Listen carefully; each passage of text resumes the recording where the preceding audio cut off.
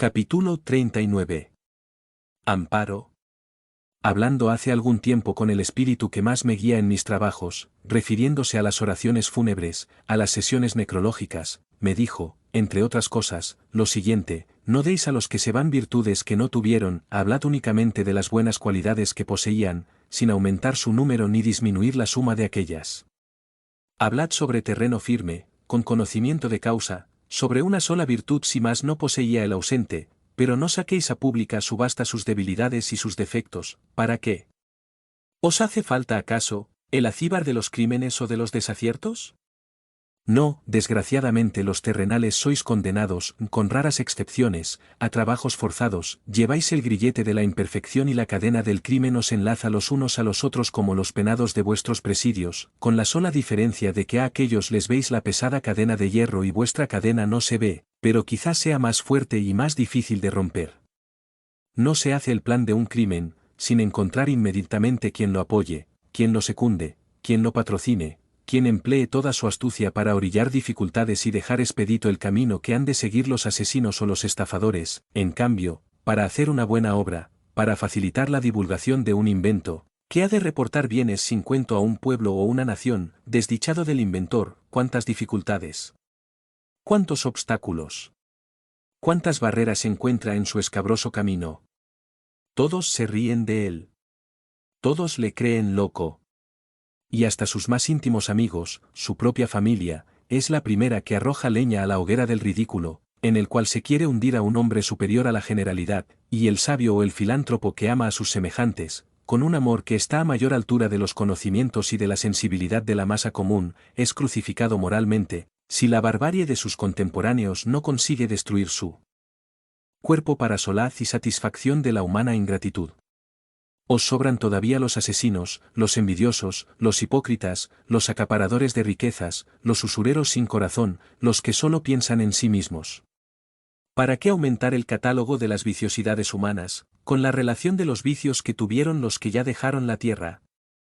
Si los que un día compartieron con vosotros los azares de la vida, tuvieron en medio de sus liviandades un pensamiento delicado, si se conmovieron ante la desnudez de un niño o de un anciano, si temblaron ante la mujer desesperada, que vendió su cuerpo para dar pan o sepultura a uno de sus deudos más queridos, agarraos como se agarra el náufrago a una pequeña tabla, agarraos vosotros a aquella virtud en capullo y haced que se abra su corola para que su embriagador perfume embalsame el ambiente. Y aquella delicada esencia sirva para enseñanza de los terrenales y para consuelo del espíritu, que en medio de sus muchos vicios tuvo una virtud, porque verá que el único sentimiento que le ennobleció, es un astro cuya pálida luz ilumina suavemente el obscuro sendero de su eterna vida.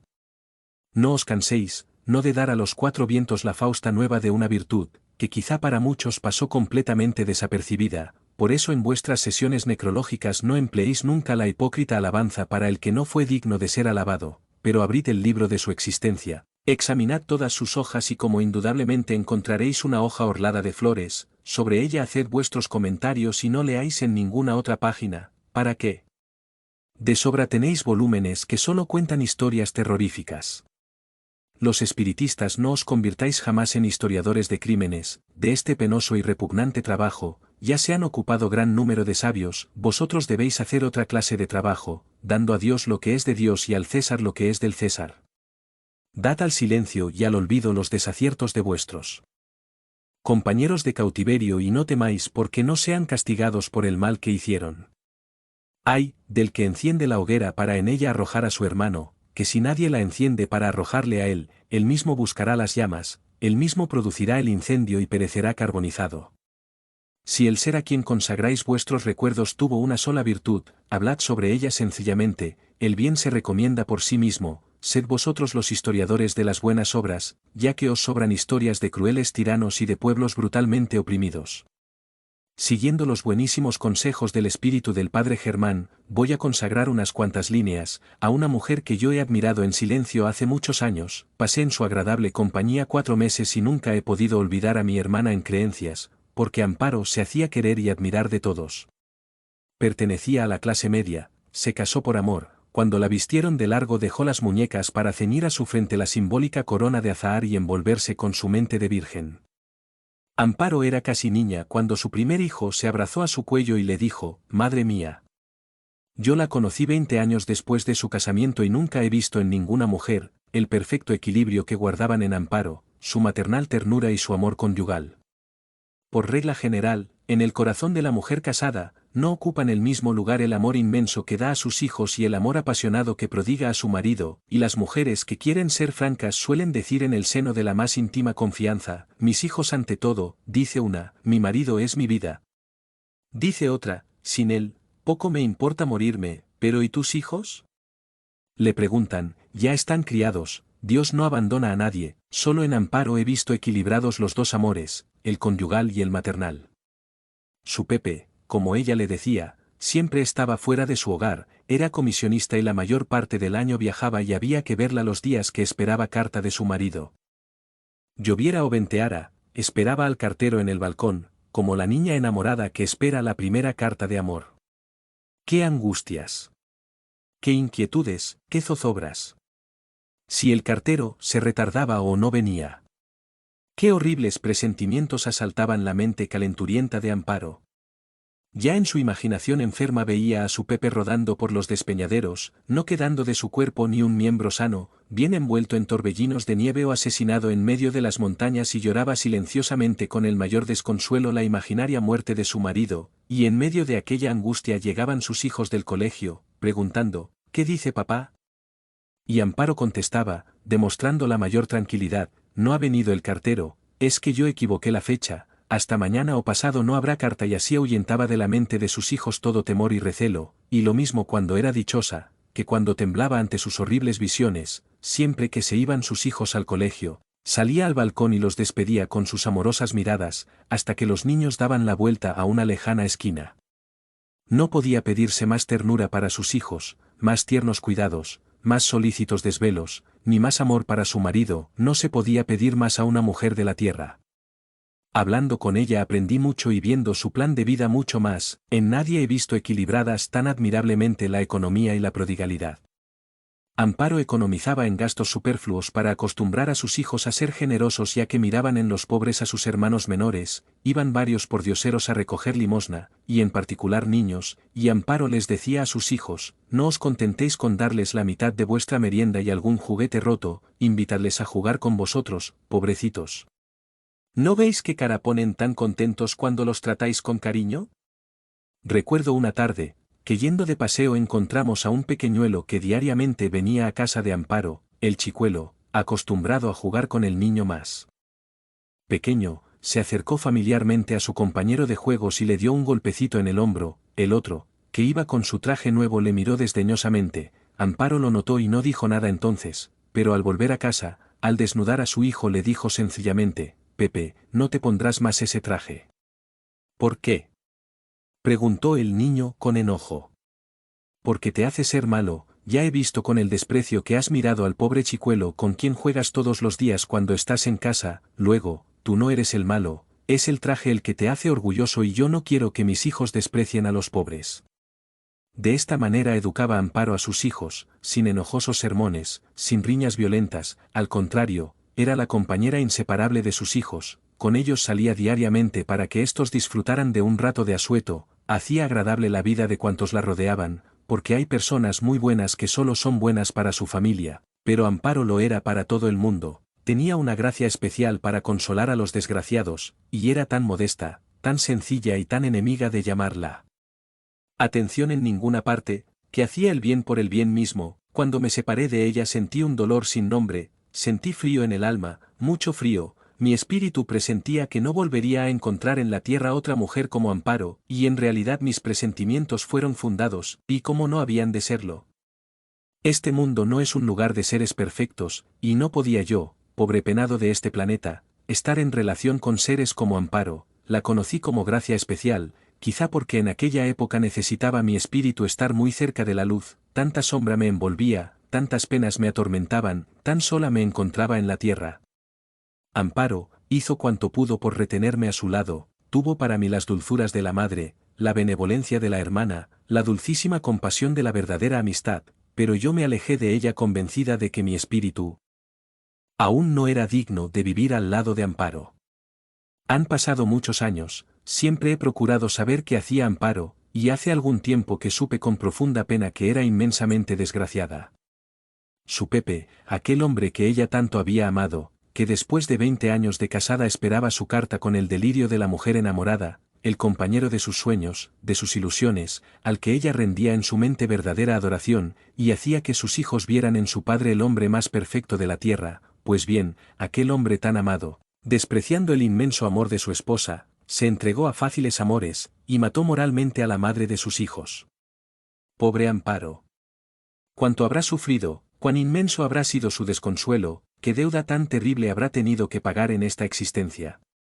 Quizá su espíritu esperó a tener grandes virtudes para resistir heroicamente prueba tan horrible, porque del modo en que Amparo quería a su marido, al convencerse de su infidelidad, habrá necesitado de una fuerza moral, desconocida en este mundo, para no matar al infiel o morir violentamente, porque la muerte era sin duda preferible al abandono de aquel hombre tan amado. ¿Qué energías habrá tenido que desplegar para no morir de pena? Al fin ha muerto en brazos de sus hijos. Si Amparo pidió en esta existencia el saldo de una cuenta terrible, qué contenta estará de sí misma. Qué bien ha cumplido con todos sus deberes. Es la mujer en la cual he visto reunidas más virtudes.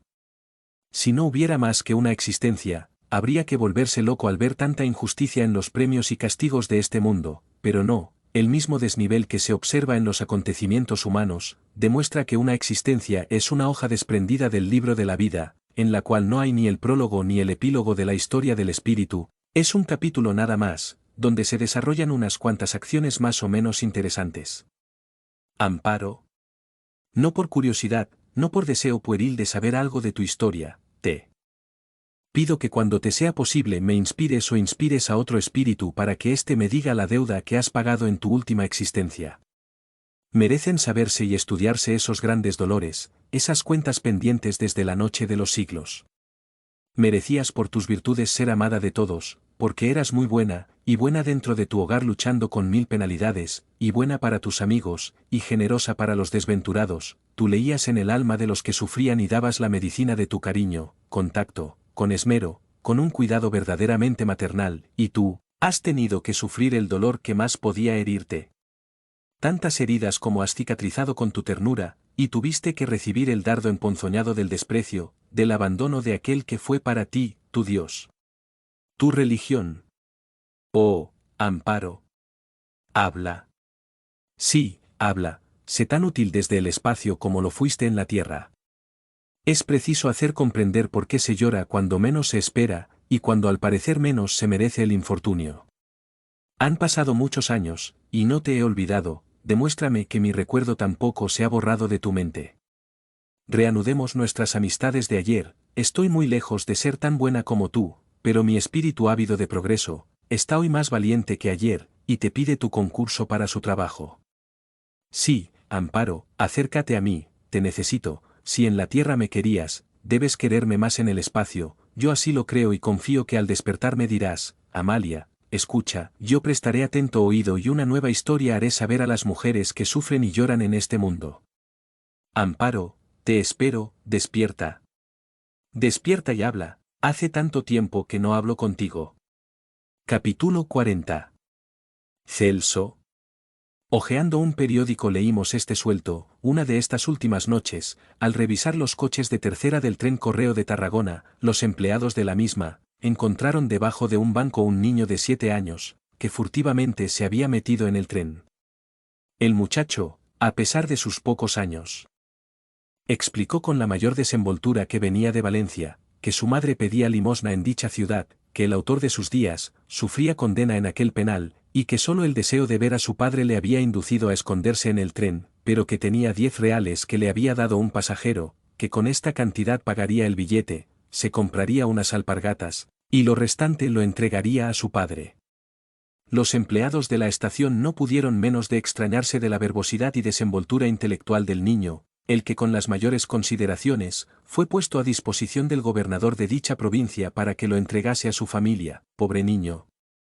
Tan pequeñito, y ya comienza a sufrir y a pensar.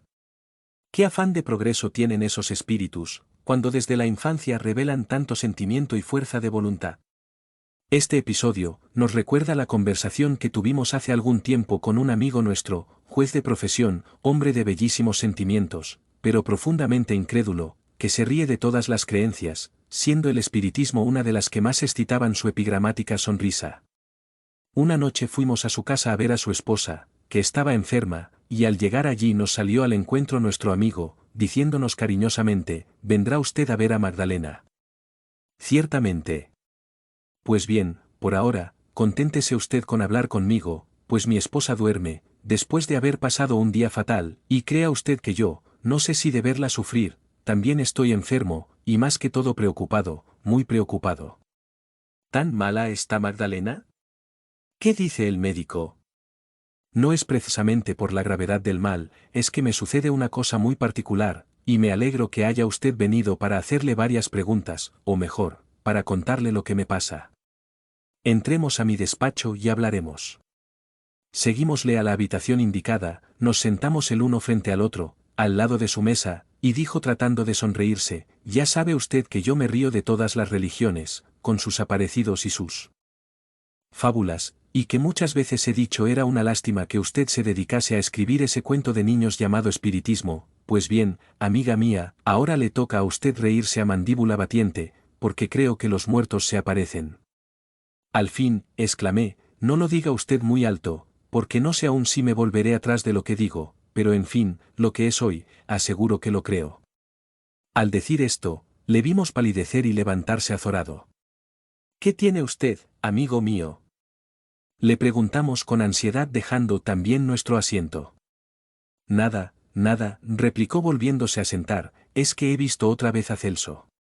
«¿Quién es Celso?».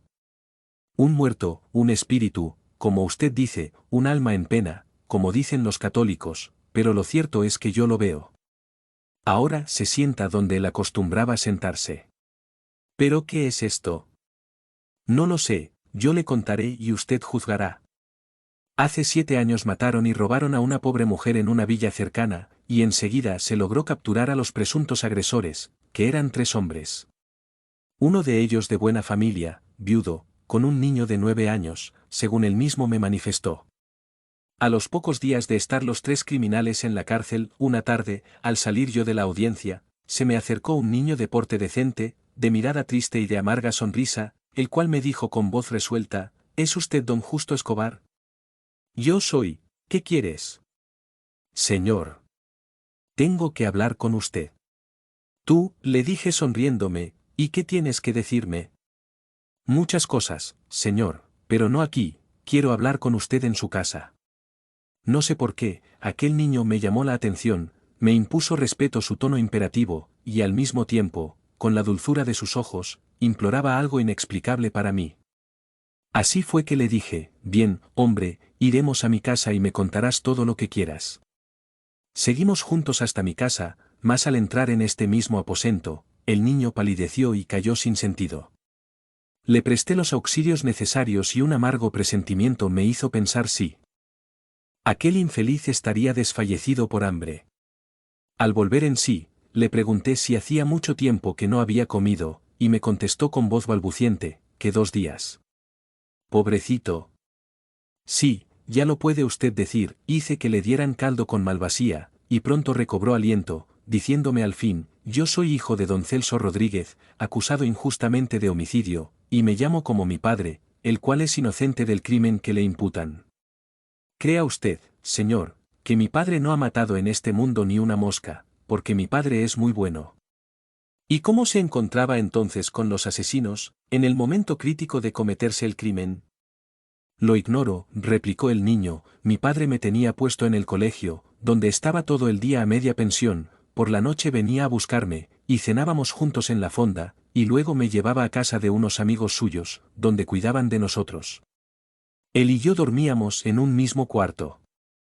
Mi padre es de carácter bondadoso, nunca me ha pegado ni reñido, y los días de fiesta, si tenía dinero, comíamos en el campo o me llevaba al teatro, lo dejaba a mi elección. El día que le prendieron no pudo venir por mí, pero como otras veces había sucedido lo mismo, no me asusté. Viendo que no venía, fui a buscarlo a la fonda, y después a casa. Al fin supe que estaba preso. Quise verle al día siguiente, pero no me dejaron. Estuve yendo con los amigos de mi padre todos los días sin conseguir mi objeto, hasta que supimos que lo habían traído aquí. Entonces, sin decir nada en casa, me vine a pie. Cuando llegué, entré en un mesón, y con los cuartos que me quedaban pedí de comer.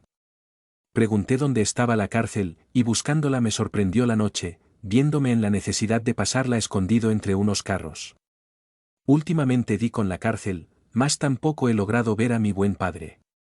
Por fortuna una mujer que había allí me escuchó con mucha atención, y me dijo, yo te acompañaré a la audiencia, donde van muchos jueces, y entre ellos uno que se llama de Justo Escobar, que es muy bueno, pregunta por él y te escuchará.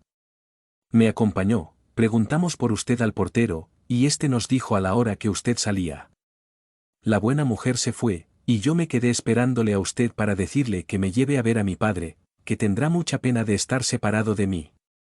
No puede usted figurarse lo que me impresionó la relación de aquel niño, aquella fuerza de voluntad, aquel amor inmenso que tenía a su padre, aquella fe profunda con que él exclamaba, mi padre es inocente.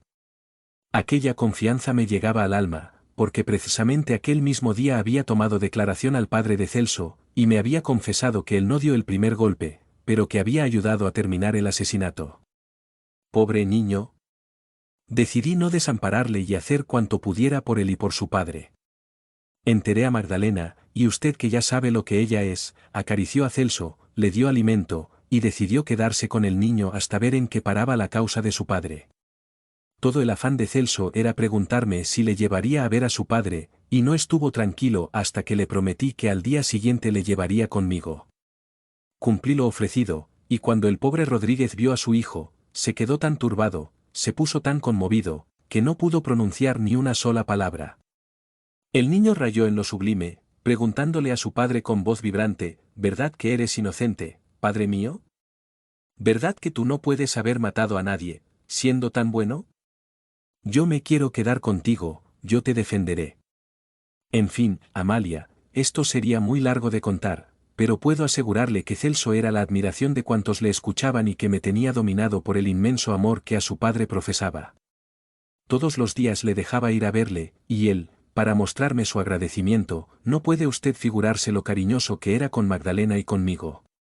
Tenía una inteligencia tan clara aquella criatura, un discernimiento tan admirable, que me encantaba, y estábamos decididos a encargarnos de su educación, porque sabíamos que su padre, si bien no era un hombre avezado al crimen, había sido criminal. De los 3 autores del delito, uno fue condenado a muerte, y Rodríguez y su compañero a 20 años de condena. Cuando Celso se enteró de que su padre debía ir al presidio de Tarragona a cumplir su condena, quedó como petrificado. La víspera de marchar Rodríguez, dejé a Celso con su padre más de 2 horas por complacer al niño.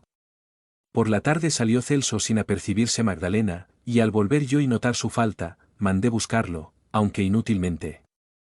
Yo mismo corrí en distintas direcciones, pero en vano, y ya de noche y fatigado me retiraba a mi casa, cuando me dieron aviso de un conato de evasión de varios sentenciados a presidio, entre ellos Rodríguez, el cual con otro había logrado escapar saltando por una ventana, pero con tan mala suerte que se fracturó ambas piernas. Su hijo le esperaba al pie de la ventana.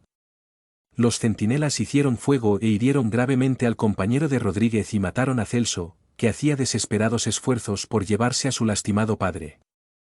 El pobre niño murió víctima de su amor filial. Cuando vi el cadáver de aquel hijo modelo, lloré como un niño y no sabía separarme de él. Lo acompañé hasta el cementerio, y crea usted que el cariño que me inspiró aquella criatura no lo he sentido por nadie.